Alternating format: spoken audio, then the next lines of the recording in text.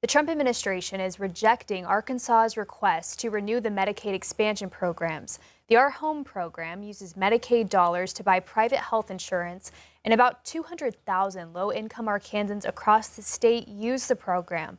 5 News reporter Lauren Spencer spoke with advocates and state leaders on the impacts this could have and why they're now pushing for an extension. With changes in store for the state's Medicaid expansion program, DHS says they're not immediate for people enrolled in ARHOME and say beneficiaries do not need to take any action.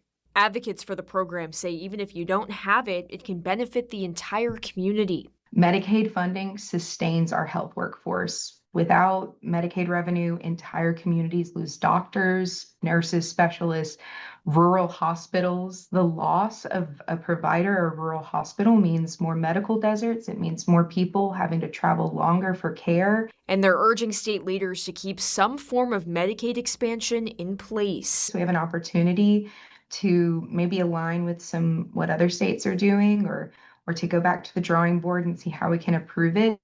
State Senate President Bart Hester says federal rules now require Medicaid waiver programs like ARHOME to meet certain budget standards, and he believes the current model is too expensive to continue as is. If our waiver costs more than standard Medicaid, we can't have it anymore. We just cannot afford it.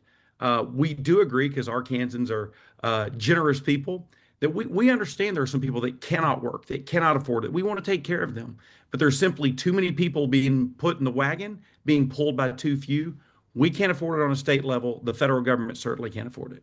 The governor's office says it's discussing a temporary extension with the federal government to prevent gaps in coverage during the transition period. Covering news where you live, Lauren Spencer, 5 News.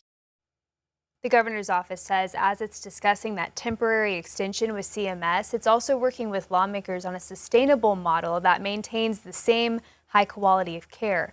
DHS says any future changes are expected to focus on how services are delivered, not who is eligible.